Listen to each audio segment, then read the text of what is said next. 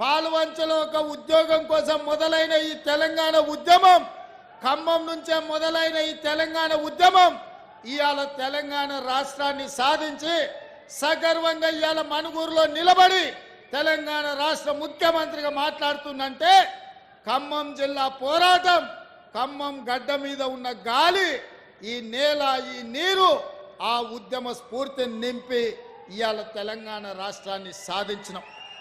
ఆ స్ఫూర్తితో మొదలైన తెలంగాణ ఉద్యమం ఇవాళ తెలంగాణ రాష్ట్రాన్ని సాధించినాం.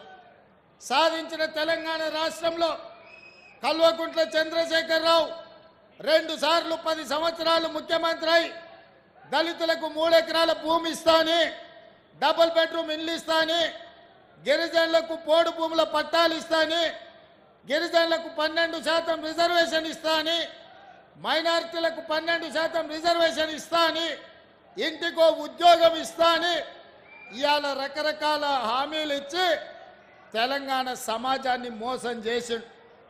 కానీ ఖమ్మం జిల్లా ఒక గొప్ప చరిత్ర కలిగిన జిల్లా.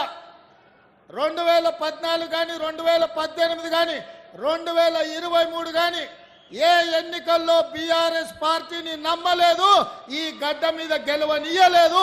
బీఆర్ఎస్ను గడిచిన 3 ఎన్నికల్లో 100 మీటర్ల గోతి తీసి పాతి పెట్టిన జిల్లా ఏదైనా ఉందంటే ఉమ్మడి ఖమ్మం జిల్లా.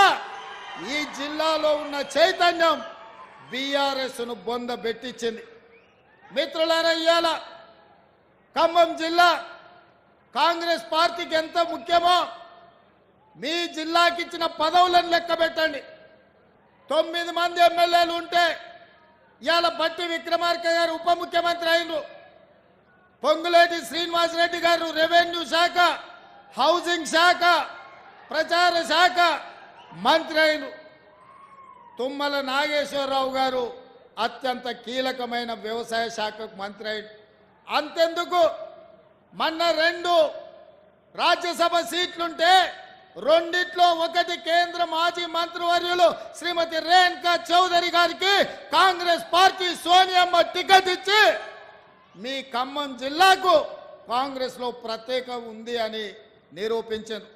అదే కాదు, మన్మోహన్ సింగ్ గారు ప్రధానమంత్రిగా ఉన్నప్పుడు, సోనియా గాంధీ గారు యూపీఏ చైర్పర్సన్ ఉన్నప్పుడు ఇటు పక్కన రేణుకా చౌదరి గారిని, ఈ పక్కన మహబూబాబాద్ పార్లమెంట్ సభ్యుడు బలరాం నాయకుడు ఒక లంబాడ బిడ్డను కేంద్ర మంత్రుల్ని ఈ జిల్లా నుంచే ఆనాడు 2 చేయడం జరిగింది. ఇవాళ ఇందిరమ్మ ఇండ్లు తెలంగాణ పేదలకు దేవాలయాలు.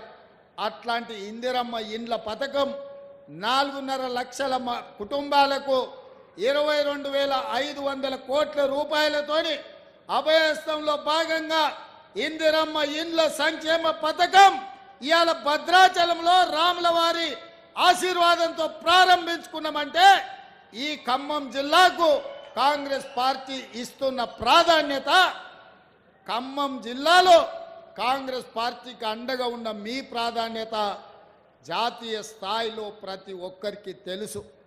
అందుకే మిత్రులారా, ఈ ప్రజా దీవెన సభ జరగబోయే పార్లమెంట్ ఎన్నికల్లో 4 టికెట్లు ప్రకటిస్తే అందులో బలరాం నాయక్ గారి టికెట్ను సోనియా గాంధీ గారు, మల్లికార్జున్ ఖర్గే గారు, రాహుల్ గాంధీ గారు, ప్రియాంక గాంధీ గారు ఆమోదించి మీ మహబూబాబాద్ పార్లమెంటు టికెట్ని దేశంలోనే 39 టికెట్లు ప్రకటిస్తే మహబూబాబాద్ పార్లమెంటు టికెట్ను కూడా ప్రకటించడం జరిగింది అనంటే ఈ ప్రాంతం పట్ల, ఈ కార్యకర్తల పట్ల బట్టి గారి పర్యవేక్షణలో మీ అభిమాన నాయకుడు పొంగులేటి శ్రీనివాసరెడ్డి గారి నేతృత్వంలో 1,50,000 మెజార్టీతోని మహబూబాబాద్ పార్లమెంటు సీటు గెలవబోతుంది.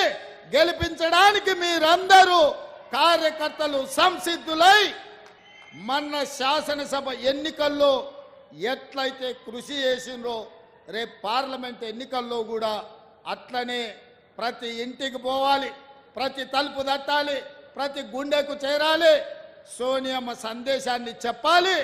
ఇందిరమ్మ రాజ్యంలో వచ్చిన 48 గంటల్లోనే ప్రారంభించిన బస్సు పొన్నం ప్రభాకర్ గారి నేతృత్వంలో ఆర్టీసీ బస్సుల్లో ఇప్పటికీ 90 రోజుల్లో 24 కోట్ల ఆడబిడ్డలు బస్సుల్లో ఉచితంగా ప్రయాణం చేసి ఇవాళ తెలంగాణ నలుమూలల ఎక్కడికి పోయినా, భద్రాద్రి రాములవారి దగ్గరికి పోయినా, యాదగిరిగుట్ట లక్ష్మీ నరసింహస్వామి దగ్గరికి పోయినా